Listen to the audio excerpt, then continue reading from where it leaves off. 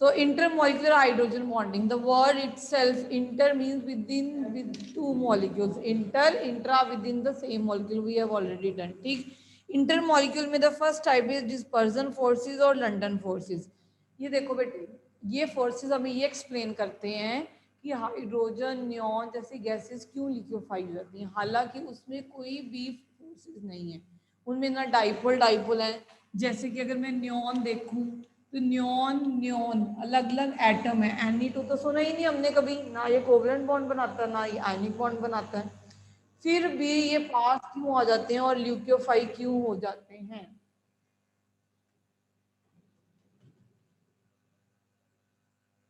ठीक है, क्योंकि इसमें एग्जिस्ट करते हैं लंडन डिस्पर्जन फोर्सेस। अब ये फोर्सेस क्या हैं देखो, मैं नियॉन हूँ, just imagine I am neon, ठीक, मेरा इलेक्ट्रॉन क्लाउड है, ये दूसरा नियॉन आया, ये दूसरे का इलेक्ट्रॉन क्लाउड है, ठीक है, थोड़े टाइम के लिए इसका इलेक्ट्रॉन क्लाउड एक साइड पे डिस्टॉर्ट हो गया, मान लो थोड़े टाइम के लिए एक नियॉन का इलेक्ट्रॉन क्लाउड इस तरफ चला गया और न्यूक्लियस यहाँ चला गया, इलेक्ट्रॉन घूम रहे हैं, उसका एक क्लाउड एक तरफ चला गया, ठीक है, समझ आ रही है, ये न्यूक्लियस है और इलेक्ट्रॉन ऐसे घूम रहे हैं, थोड़े टाइम के लिए इलेक्ट्रॉन एक ही साइड पे चलेंगे, जब एक ही साइड पे चलेंगे तो इस बार दो पोल्स एग्जिस्ट होना शुरू हो गए, यहाँ पे एक पॉजिटिव चार्ज आना शुरू हो गया, यहाँ पे एक नेगेटिव चार्ज आना शुरू हो गया। अब ये जो पॉजिटिव है वो दूसरे नियॉन के इलेक्ट्रॉन को अपनी तरफ खींचेगा, तो इसका क्लाउड भी डिस्टोर्ड हो जाएगा, तो यहाँ पे इलेक्ट्रॉन इसके इकट्ठे हो जाएंगे और यहाँ पे नेगेटिव चार्ज आ जाएगा।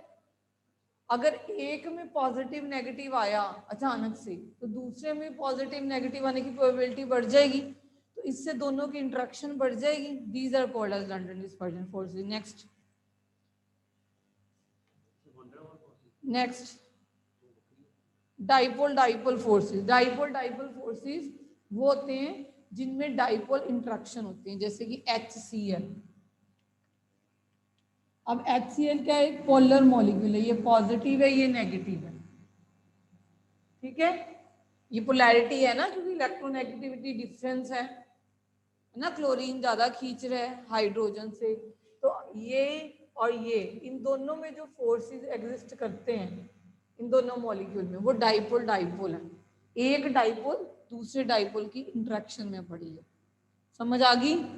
ठीक है, एक डाइपोल मॉलिक्यूल दूसरे के साथ dipole interaction, dipole induce dipole.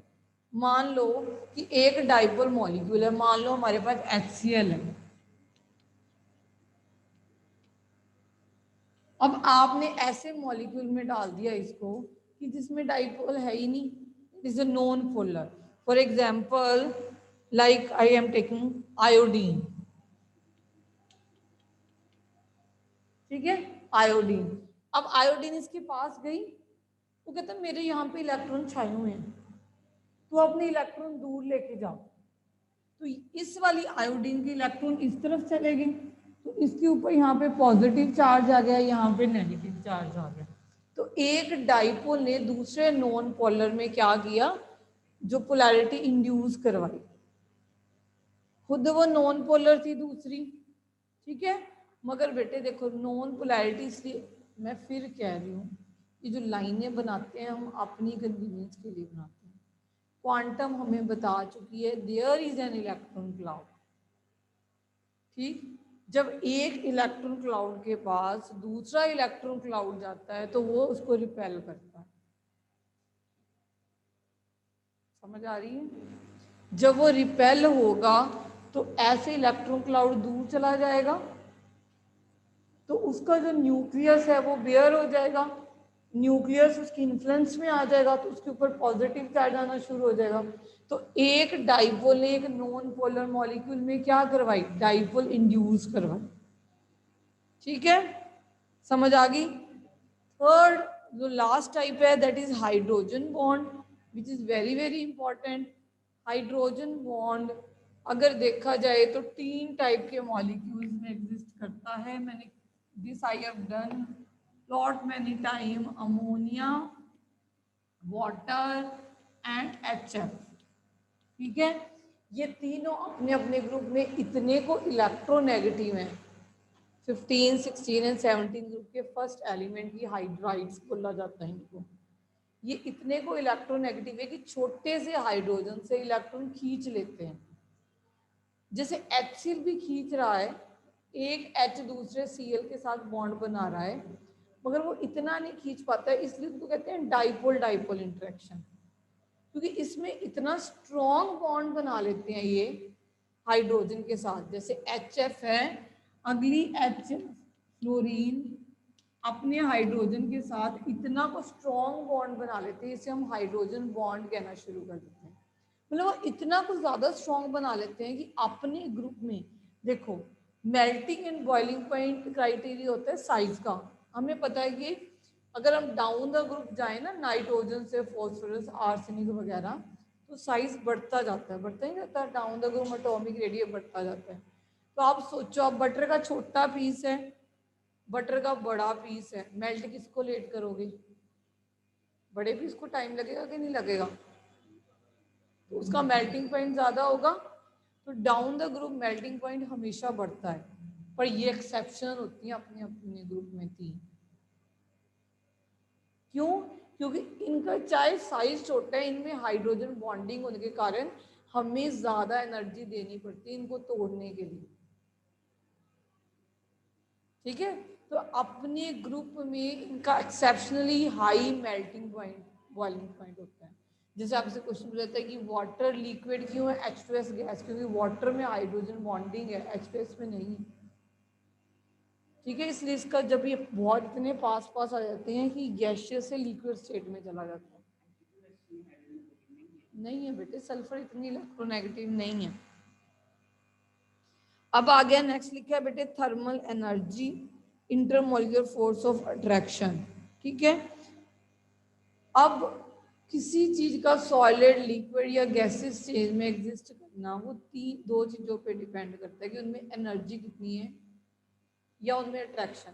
खुद समझदार हो बेटे, जिनमें एनर्जी ज़्यादा होगी जैसे गैसियस स्टेट में, तो वो गैस की तरह एग्जिस्ट करते हैं, एक तो उनमें एनर्जी भी ज़्यादा है और उनमें इंटरमोलिकुलर फोर्स ऑफ अट्रैक्शन कम है।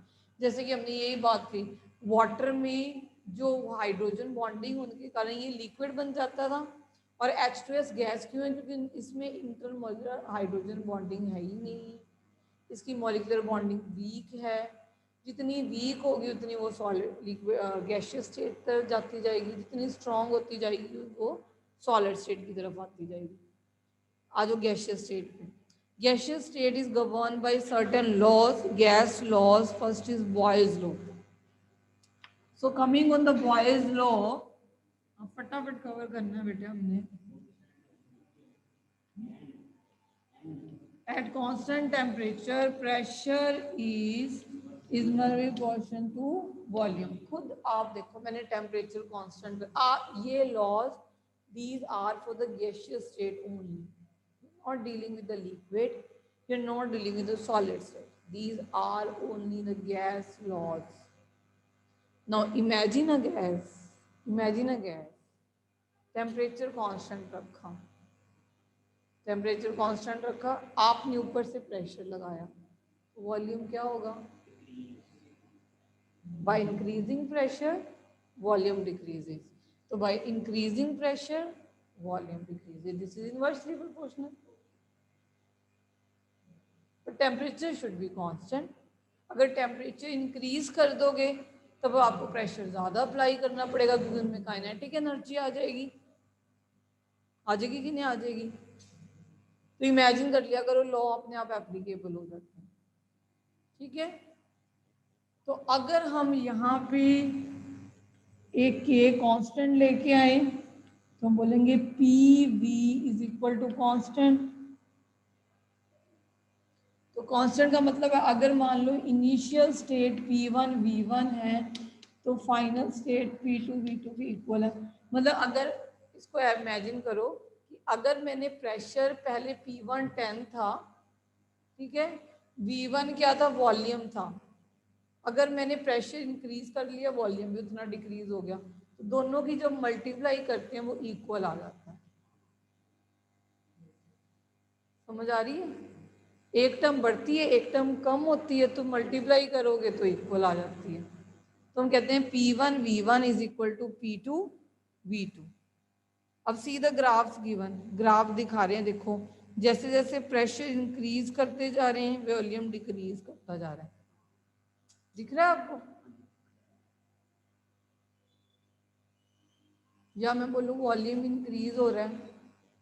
ये कर्व ऐसे आ रही है, देखो प्रेशर वॉल्यूम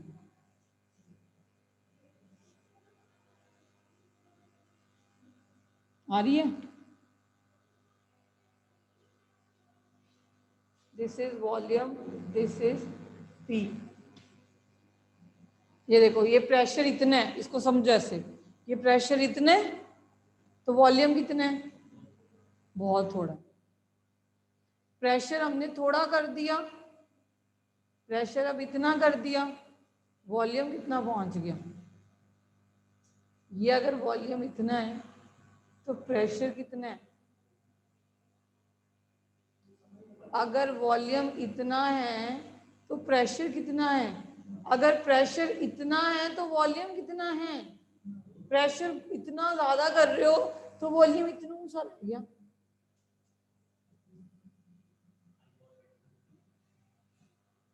समझ आ गई? Getting my point? और ये जो डिफरेंट डिफरेंट कर्व्स दे रखी हैं आपको, ये आइसोथर्म्स, आइसोथर्म्स होती हैं जो ये एक ही टेम्परेचर ही दिया है, फिर दूसरा टेम्परेचर, फिर तीसरा जैसे जैसे टेम्परेचर इंक्रीज करोगे उतना ज़्यादा प्रेशर आपको ज़्यादा अप्लाई करना पड़ेगा, ऑब्वियस सी बात है ना? आप जितना ज़्यादा टेम्परेचर, गर्मियों में गैस को लिक्विफाई करने में टाइम ज़्यादा लगेगा, सर्दियों में गैस को लिक्विफाई करने को टाइम कम लगेगा। उनमें आइसोथर्मल एनर्जी कम होगी सर्दियों में, टेम्परेचर कम है, इंक्रीजिंग प्रेशर डिक्रीजिंग टेम्परेचर।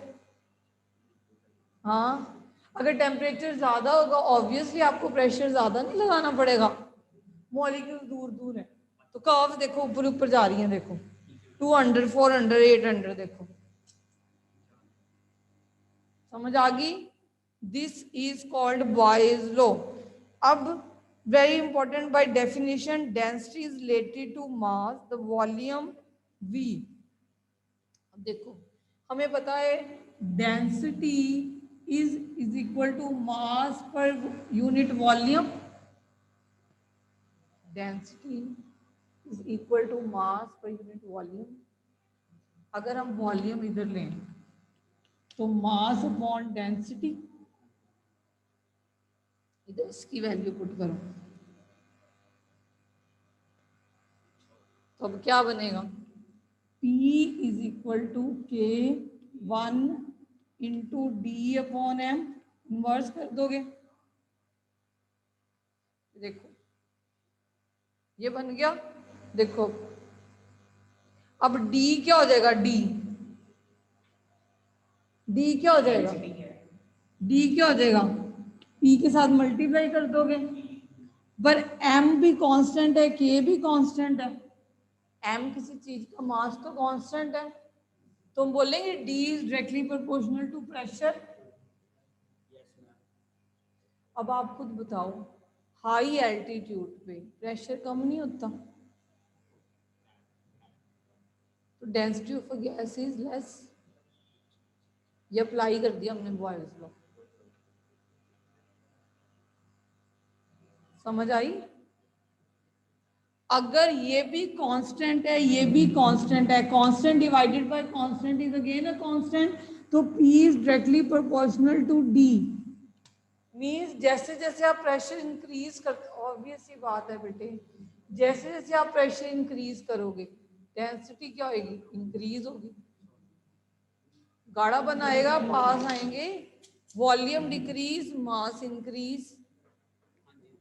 तो ये हमने बॉयज लॉ को अप्लाई कर दिया। चलो हम चार्ल्स लॉ के ऊपर,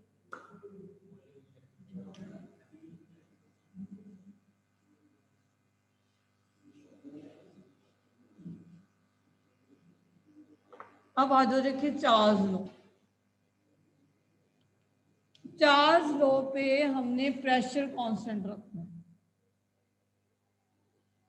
charge drop a pressure constant, temperature is directly proportional to volume. अब देखो ध्यान से पढ़ो ना, सुनो, देखो टेम्परेचर इंक्रीज करोगे वॉल्यूम इंक्रीज नहीं होगा?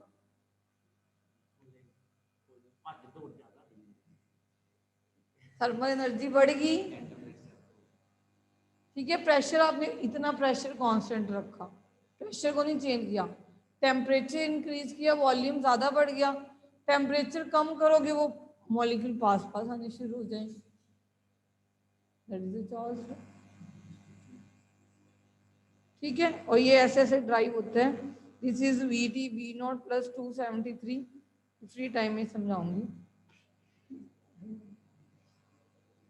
ठीक है। तो हम ये कह सकते हैं बेटे v अपॉन टी, इसको ऐसे लिखो, अगर v is directly proportional to t, तो v upon t is equal to constant, means v1 upon t1 is equal to v2 upon t2, v1 upon t1 is equal to v2 upon t2।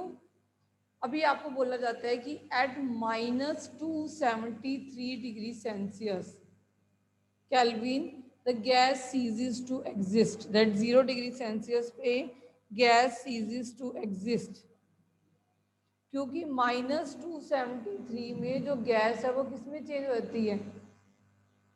दूसरी state में चली जाती है, ठीक है। तो -273 पे, जिसको कहते हैं एब्सोल्यूट टेम्परेचर या केल्विन टेम्परेचर, वहां पे -273 पे गैस ceases to exist, ठीक है। अब ये जो देखो ग्राफ बने हुए हैं, तो आप देख रहे हो टेम्परेचर और प्रेशर के बीच में जो ग्राफ, जल्दी करो, this chapter we have to finish today, today ही फिनिश है बेटे। बेटे देन हम आप ऑर्गेनिक की रिवीजन छोड़ दो, फिर वी हैव 1 वीक नाउ बस। बेटे पेपर में तो आना काफी,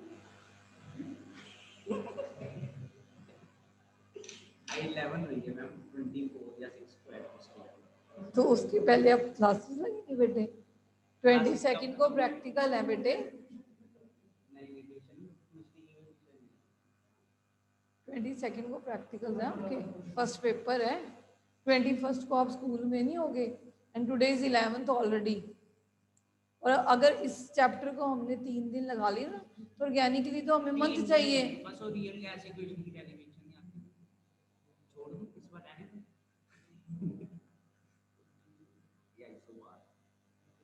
ठीक है। अब आइसोबार देखो, व्हाट वाज आइसोथर्म्स, आइसोथर्म आए थे जब हमने टेम्परेचर को कांस्टेंट रखा था। आइसोबार्स कब आएंगे? जब हम प्रेशर को कांस्टेंट रखेंगे। तो अकॉर्डिंग टू दिस, जैसे जैसे टेम्परेचर इंक्रीज करेंगे वैसे वैसे वॉल्यूम क्या करेगा? इंक्रीज करोगे तो वो देखो, जहां से ग्राफ शुरू होता है ना, वहां पे हल्की डॉटेड लाइन दिखाते हैं यहाँ पे, यहाँ पे -273 पे गैस सीजेस टू एग्जिस्ट हो जाती है, गैस एग्जिस्ट ही नहीं करती, तब हम कहते हैं वॉल्यूम 0 हो जाता है, ठीक है। टेम्परेचर इतना को डिक्रीज होता है 0 डिग्री पे, ठीक है, -273 पे इतना को डिक्रीज होता है, इतना को डिक्रीज हो जाता है कि गैस एग्जिस्ट ही नहीं करेगी, वो मॉलिक्यूल्स इतने पास आ जाते हैं कि अपनी स्टेट छोड़ देती है, ठीक है। -273 जिसको कहते हैं absolute zero, that is 0 degree, -273 Celsius है, केल्विन में चेंज कर दो। ये एब्सोल्यूट क्यों वर्ड लिख देती हैं? टेम्परेचर इतना सुंदर लग रहा है ना कि एब्सोल्यूट का क्या मतलब हो गया? Pressure remaining constant, the volume of fixed mass of the gas is directly proportional to the absolute temperature. जो टेम्परेचर है उस टाइम, कोई भी टेम्परेचर नहीं, समझ आ रही है? That is why they are writing absolute. Gas जब आपको यहाँ पे ग्राफ नहीं गिवन है बेटे, ग्राफ ऐसे आता है, देखो ये वॉल्यूम का होता है, ये टेम्परेचर का होता है। आप टेम्परेचर इंक्रीज करते रहते हो, यहाँ से हम स्टार्ट करते हैं ग्राफ, आपने टेम्परेचर इंक्रीज किया, वॉल्यूम इंक्रीज किया, और यहाँ पे अगर इसको एक्स्ट्रा फ्लोरेट करते हो पीछे की तरफ, तो यहाँ पे -273 डिग्री सेल्सियस पे जो गैस है वहाँ पे एग्जिस्ट ही नहीं करती। ग्राफ इज लाइक दिस कि व्हेन यू एक्सट्रापोलेट, क्योंकि हमने बेटे कभी भी अगर हम कैसे बताऊं, टेम्परेचर आप इंक्रीज करते जाओगे, हम जीरो पे तो नहीं लेंगे ना स्टार्टिंग में। मैं यहाँ पे खड़ी हूँ तो मेरा 0 डिग्री तो नहीं होगा ना, कोई टेम्परेचर होगा ही। अगर 0 डिग्री हो जाएगा, माइनस में चला जाएगा, -270, तब खत्म होगी, गैस एग्जिस्ट करना बंद कर देगी। समझ आ रही है? तो बेटे सेंचुरी और केल्विन में क्या फर्क होता है? C प्लस 273, तो -273 प्लस 273 0। अब आ गया Gay-Lussac law. You have to see the numericals first, okay. Gay-Lussac law, पहले लॉ ने क्या कांस्टेंट रखा था? टेम्परेचर। दूसरे लॉ ने क्या कांस्टेंट रखा है? प्रेशर। अब कौन सा लॉ बच गया? Gay-Lussac। अब ये क्या कांस्टेंट रखेगा? 1। अब वॉल्यूम जब कांस्टेंट होगा,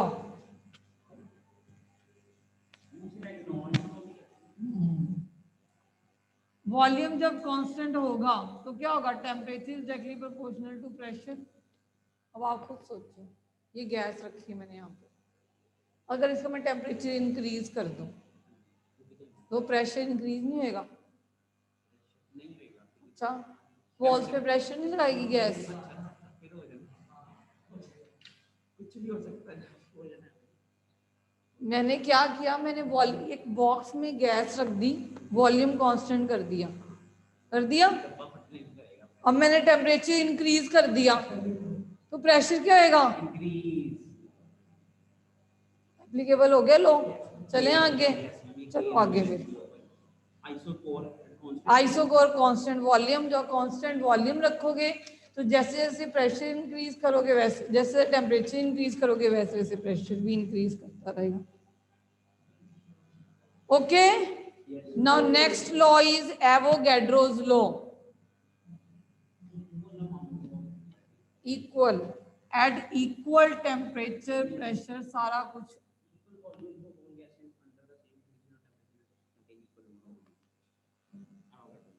एवोगैड्रोज लॉ ये कहता है कि अगर ये एक गैस का बॉक्स है, ये दूसरी गैस का बॉक्स, ये तीसरी गैस का बॉक्स है, ये चौथी गैस, ये सारी गैस इक्वल प्रेशर और टेम्परेचर कंडीशन में पड़ी है और सबका वॉल्यूम भी सेम है। समझ आ रही है?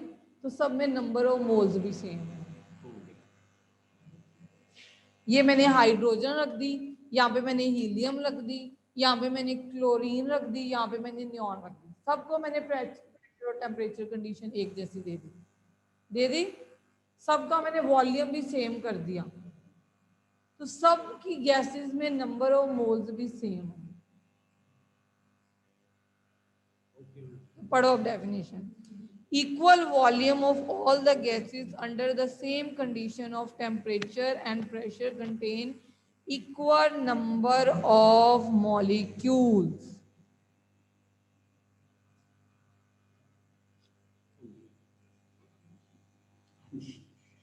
अब मॉलिक्यूल्स को, जैसे volume is directly proportional number of moles, V is equal to K। Number of moles क्या होता है? गिवन मास ओवर मोलर मास।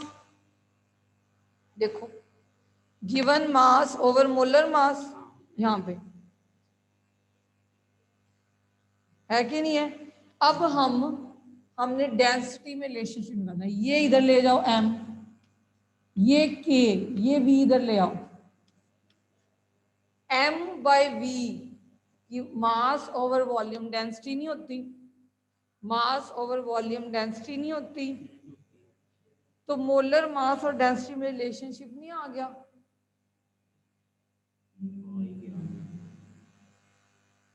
ये K4 क्या है? ये हम नेक्स्ट कांस्टेंट लिया है, K1 ले लिया होगा बॉयल्स लॉ के लिए, K2,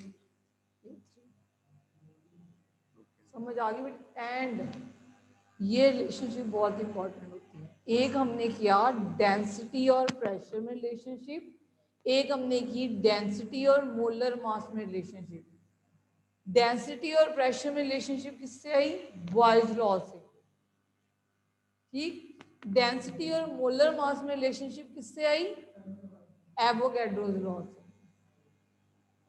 समझ आ गई? अब आ जाओ बेटे आइडियल गैस इक्वेशन। देखो आइडियल गैस इक्वेशन तीनों को कंबाइन कर देना। करो, देखे बिना बुक से देखे बिना तीनों लॉज को कंबाइन करो। लो फर्स्ट लो, नोटबुक निकालो जल्दी। कुछ नहीं करना, हुआ पड़ा है इन तीनों को कंबाइन करके आर कांस्टेंट लगा दिया, यूनिवर्सल गैस कांस्टेंट। और क्या चलो तुझे आता है, फिर चले आगे, फिर आता है तो वैसे कंबाइंड ही। गैस लो है हाँ, ये कंबाइन को गैस को 1 P1 V1 upon T1 P2 V2 ये सही अपॉन आता है। T2। ये हमें दो लेना पड़ता है सिस्टम को। अब ये again density and molar mass में जो ये रिलेशनशिप है, it is very very very very important. On the next page it is very important. इसकी बेस पे न्यूमेरिकल्स बहुत बनते हैं। ठीक है, अगेन हमने क्या रिलेशनशिप निकालनी है? PV is equal to n R T. देखो कैसे निकली है ये, PV is equal to n R T. Now n is number of moles, means given mass over molar mass, RT। ठीक, ये ले जाओ उधर। हम पहले सीधा सीधा करते हैं फिर हम वहां पे पहुंचते हैं। ये ले आओ नीचे,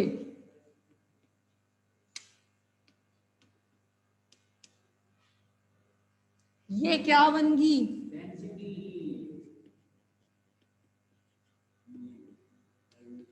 ये RT उधर ले आओ।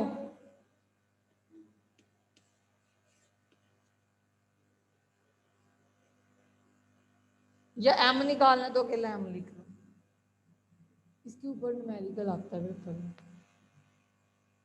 ठीक है बेटे, स्टेट्स ऑफ मैटर में कुछ इंपॉर्टेंट है। देखो जब आपकी फिजिकल केमिस्ट्री शुरू होती है ना, चाहे आप स्टेट्स ऑफ मैटर करोगे, चाहे थर्मो करोगे, चाहे इक्विलिब्रियम करोगे, फिजिकल केमिस्ट्री का मतलब ही न्यूमेरिकल होता है।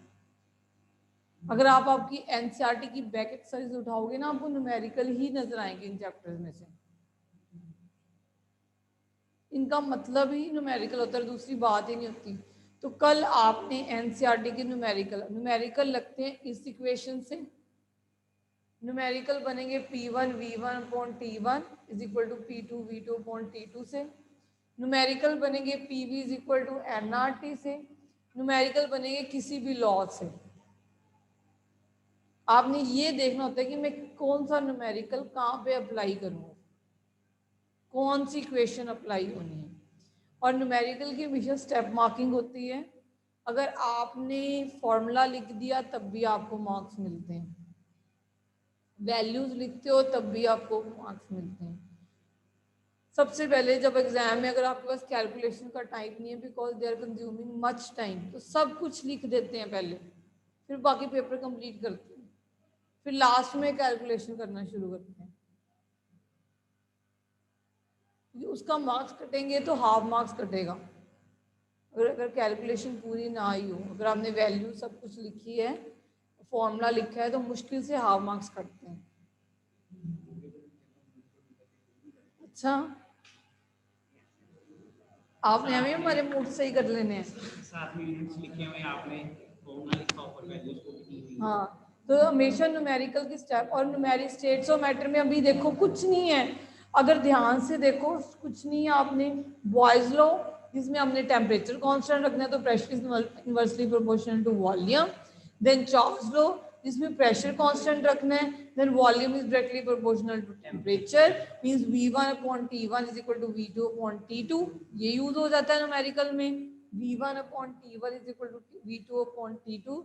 देन कम नेक्स्ट लो, गैस लो, जिसमें हम प्रेशर कांस्टेंट रख देते हैं, जिसमें जब वॉल्यूम कांस्टेंट रख देते हैं, वॉल्यूम कांस्टेंट रख के pressure is directly proportional to temperature. ठीक है, देन उसके बाद आ जाता है आपका एवोगैड्रोस लॉ, जिसमें हम कहते हैं इक्वल वॉल्यूम ऑफ गैसेस है equal temperature and pressure condition consists of same number of molecules. V is equal to directly proportional to n, n is small m over capital M. फिर वहां से density की relationship निकालते हो. फिर दो तरह की आइडियल गैस इक्वेशन आती है. PV is equal to nRT, P1 V1 upon T1 is equal to P2 V2 upon T2. इसको अराइव होने के लिए it is given in the Pradeep book. एक बार बॉयज लॉ अप्लाई करते हो, एक बार चार्ल्स लॉ अप्लाई करते हो. उसके बाद आ जाती है बेटे real gas equation. The Dalton law of partial pressure is deducted from the syllabus. You can leave it. Dalton law of partial pressure is not in your syllabus now. यही है ना real gas.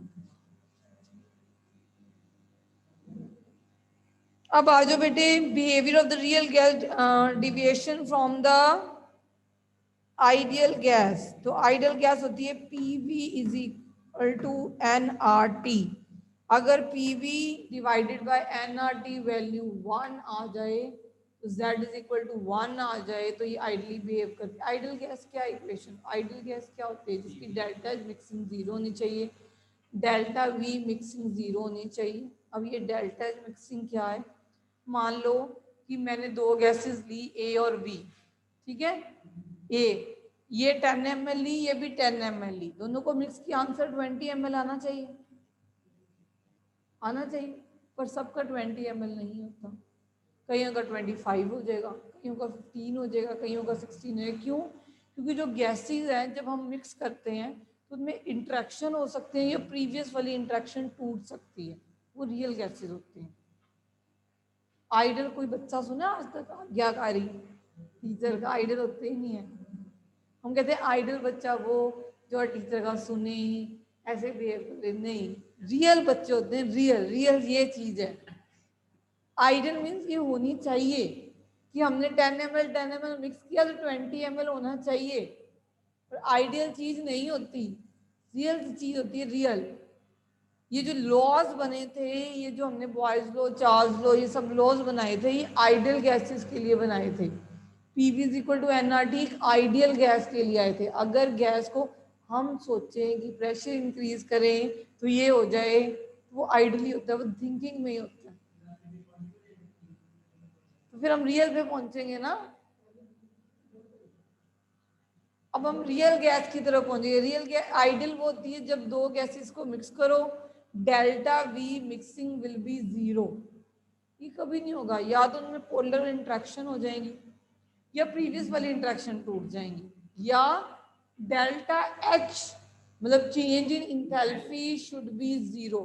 What is change in enthalpy? कोई भी जब mix करवाया जाता है तो या हीट एनर्जी रिलीज नहीं होनी चाहिए, ना हीट एनर्जी एब्जॉर्ब होनी चाहिए. ऐसा कभी नहीं होता. या तो रिएक्शन एंडोथर्मिक हो जाती है और या रिएक्शन एक्सोथर्मिक हो जाती है. अगर कोई रिएक्शन नहीं होती, वो देखो, अगर किसी को किसी की बात कहने से कोई फर्क नहीं पड़ता ना, तो वो क्या चीज आप समझ सकते हो. That is ideal. रियल जो होते हैं ना, रियल जो सानी है, इंसान है, वो रियल है. जो संत महात्मा है ना, वो आइडियल है. समझ आ गई? तो आइडियल बनने के लिए हमें सब कुछ, मैम फाइल चेक करवा सकते हैं आज ग्रुप? यस बेटे यू कैन.